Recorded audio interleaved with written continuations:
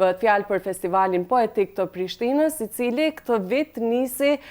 me shqiptarët e Malit të Zi dhe me letërsinë shqiptare të Malit të Zi. Kam kënaqësi që në studio të kem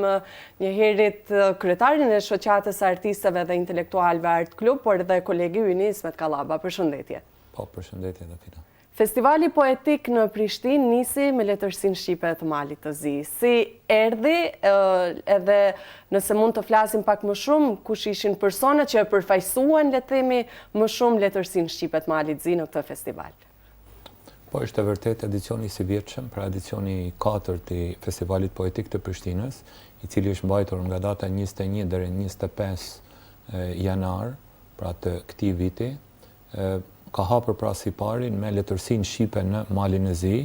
pra hapja e tij apo dita e parë, nata e parë është kushtuar letërsisë shqipe në Malin e Zi. Pra ka qenë një program, do të thoja, edhe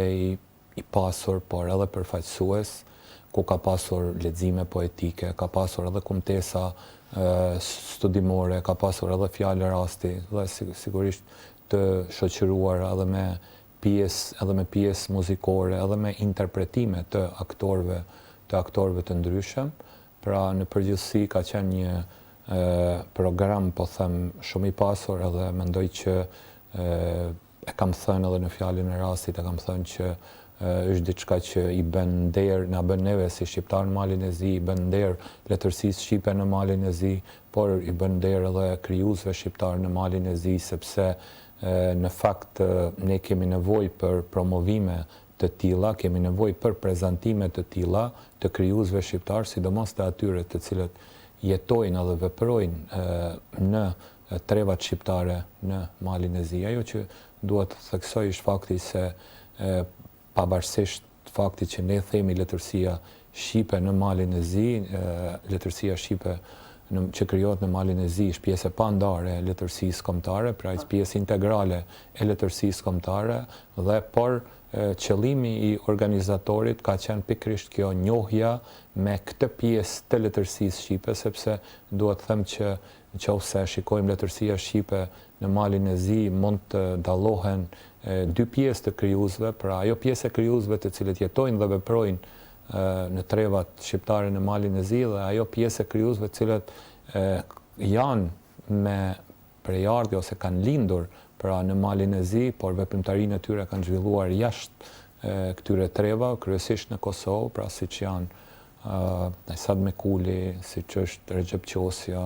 Hajro Ulqinako, pastaj Ali Llunji, Mehmet Kraja, Basri Qapriqi, edhe krijues të tjerë të cilët pra I bëjnë nder, jo vetëm na bëjnë nder këtyre treva, por I bëjnë nder edhe letërsisë shqipe, letërsisë kombëtare, po them.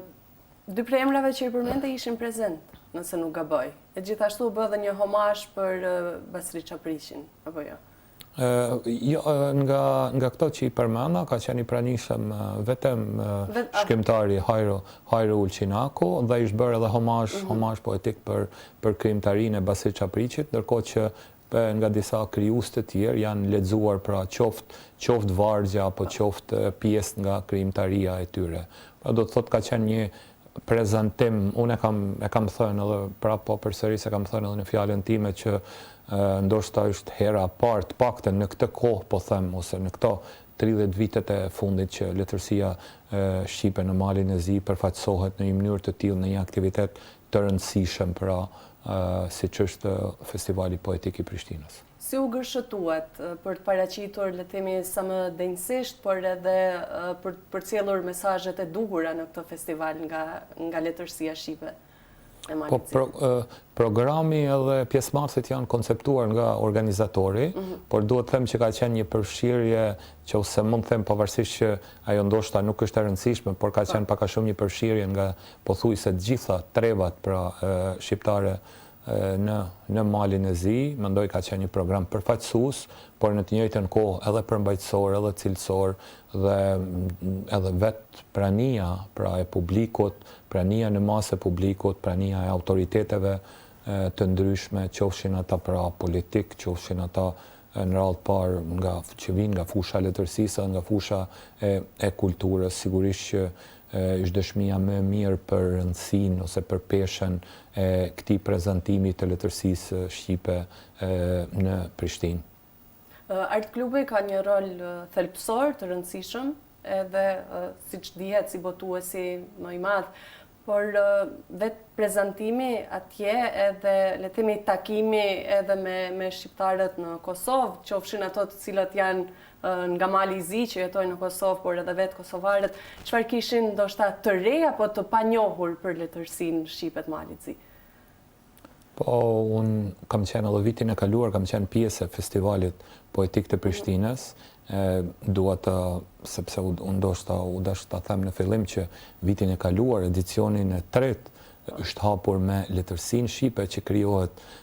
në trevat shqiptare në Maqedoninë e Veriut, dhe ideja ishte që vitin e kaluar, ideja ishte që këtë vit të prezantohet pra letërsia shqipe që krijohet pra në Malin e Zi. Dhe në këtë kontekst, pra edhe unë kam qenë i ftuar për një fjalë rasti në cilësinë e kryetarit të shoqatës artistëve dhe intelektualëve Art Club, që ashtu siç theksuat edhe jo, është shoqata ose asociacioni që të bën numrin më të madh të krijuesve shqiptar në Malin e Zi, dhe sa i përket prezantimit ton, pra unë kam bërë në fjalën e rastit, kam paraqitur një përmbledhje të mbi zhvillimet kulturore, mbi aktivitetet e ndryshme kulturore, duke u përqendruar në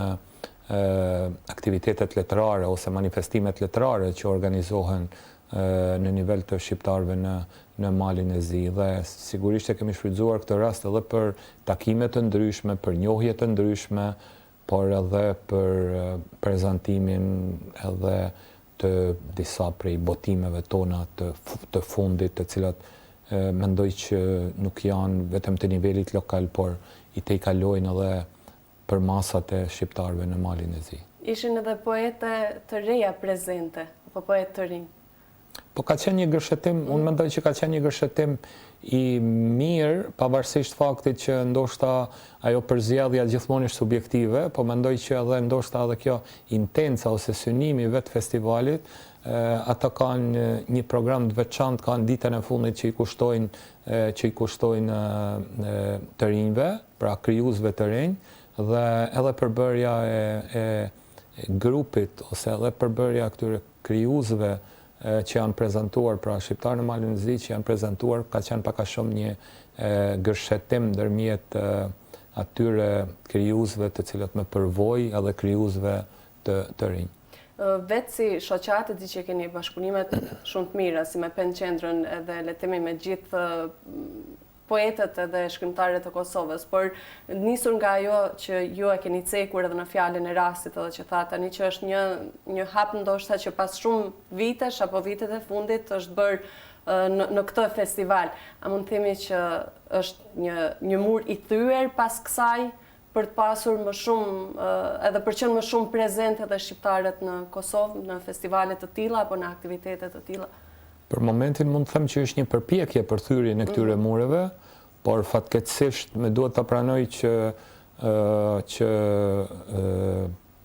ne nuk akoma, dhe pas 30 vitesh, 35 vitesh, ne akoma nuk kemi një hapësirë të unifikuar kulturore shqiptare, që do të ishte synimi edhe do të ishte qëllimi, gjë që ne e bëjmë qoftë në manifestimin letrar Kalimera poetike apo edhe aktivitetet e ndryshme kulturore të cilat i organizojmë me këtë qëllim, dhe unë prap po i referohem fjalës së rastit, edhe në fjalën e rastit kam thënë që shqiptarët në Malin e Zi duhet të jenë pjesë e kalendarit kulturor Kosovë-Shqipëri, dhe unë nuk shoh asnjë arsye që të mos jenë. Ne vërtet jemi pak në numër, ne vërtet nuk mund të nuk synojmë që të krahasohemi me pjesët e tjera. Nuk është këtë qëllimi. Qëllimi është që edhe ne të jemi pjesë e atij mozaiko mbarkombëtar, qoftë kulturor, por edhe në fushat e tjera. Sigurisht, po them edhe një herë që kjo ishte një përpjekje e mirë, por duhet ta kuptojmë që ne kërkojmë që tjetë institucionale, sepse Festivali Poetik i Prishtinës organizohet nga portali për art, letërsi dhe kulturë Observer Kult, i cili të ka fundit është një asociacion, pra nuk është publik, si të thush, nuk është shtetëror, por ne kërkojmë që edhe në aktivitetet që organizohen në nivel institucional ose shtetëror të përfshihen pra edhe kultura shqiptare, krijuesit shqiptar në Malin e Zi, dhe unë shpresoj që kjo është një kërkesë që ne ja kemi bërë edhe sepse kemi pasur një takim. E bët këtë kërkesë për kryeministrin? Po, e kemi thënë në mënyrë të hapur, këtë nuk ka asgjë as për fshehur, as ne nuk e kemi thënë në mënyrë publike ose e them në mënyrë publike, dhe ja kemi thënë edhe kryeministrit të Kosovës. Sigurisht ai është një bashkëpunim që të kanë me Republikën e Shqipërisë, dhe nuk e kemi bërë kërkesën vetëm për ne shqiptarët e Malin e Zi. Kjo kërkesë vlen edhe për pjesët tjera të trungut shqiptar, për pjesët tjera të coptuara të trungut shqiptar. Dhe unë mendoj që është një kërkesë ose një nevojë, jo kërkesë, një nevojë, edhe që mendoj që do t'i bënte mirë kulturës kombëtare, jo vetëm neve, por edhe kulturës kombëtare në përgjithësi. Çfarë u tha më shumë në këtë takim me kryeministrin e Kosovës? Nëse mund t'japim disa detaje. Po, ne kemi folur për çështje të ndryshme, sigurisht kemi folur edhe për pozitën e shqiptarëve në Malin e Zi, për rrethanat, për çdo gjë tjetër, por duke qenë që ne përfaqësojmë vetëm vetveten, nuk përfaqësojmë dikë tjetër, pra ne jemi përqendruar ose jemi fokusuar kryesisht në fushën e letërsisë dhe në fushën e kulturës, dhe ndoshta këto kemi folur më tepër, edhe për fushën e arsimit, edhe problemet me të cilët ballafaqohen ose përballen studentët shqiptar nga trevat shqiptare në Malin e Zi, të cilët studiojnë në universitetet e ndryshme në Kosovë. Ka qenë një takim, mendoj, shumë i mirë, ka qenë një takim ku ne kemi folur konkretisht, kemi folur pa doreza, kemi folur hapur për çështje të ndryshme, edhe unë mendoj që shqiptarët e Malin e Zi duhet të jenë më këmbgulës në të ardhmen me kërkesat e tyre, dhe në një farë mënyre ka nevojë që të bëhet presion edhe Tiranës, edhe Prishtinës për disa nga kërkesat e tyre, pavarësisht që unë e pranoj që ne nuk jemi në situatë të tillë siç janë shqiptarët për shembull në Luginën e Preshevës, sepse nuk mund të krahasohen, janë dy situata krejt të ndryshme, sepse shqiptarët në Malin e Zi megjithatë janë të përfaqësuar në institucionet shtetërore, në qeverinë e Malit e Zi, ose drejtojnë pra disa ministri, drejtojnë disa dikastere të rëndësishme, por megjithatë edhe kryeministrit i kemi thënë që ne kemi nevojë për Kosovën, duke falendëruar pa mohuar faktin që unë po them për shoqatën artistëve dhe intelektualëve Art Club, se neve na kanë ndihmuar në disa projekte, na kanë mbështetur Ambasada e Republikës së Kosovës, dhe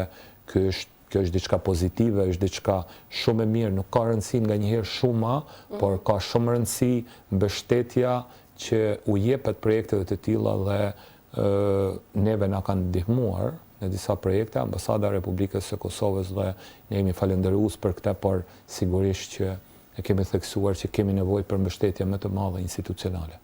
Uroj që të bëhet në të ardhmen. Cilat janë planet apo aktivitetet më të afërta pas kësaj për shoqatën e artistëve dhe intelektualëve Art Club? Po, ne kemi në plan pra gjatë këtij viti, kemi disa aktivitete, kemi në proces disa botime, sigurisht manifestimi letrar Kalimera Poetike Basri Qapriqi, kemi në plan që gjatë ndoshta muajit shkurt besoj të zhvillojmë një aksion për dhurimin e librave për bibliotekat në shkollat, disa botime të fundit që i kemi botuar për bibliotekat shkollore, por edhe për bibliotekat e qytetit, pra në ato qytete ku jetojnë shqiptarët. Si vjet janë disa përvjetore të rëndësishme kur bëhet fjalë për letërsinë shqiptare, dhe sigurisht që edhe do t'i shënojmë edhe ato. Fjala është për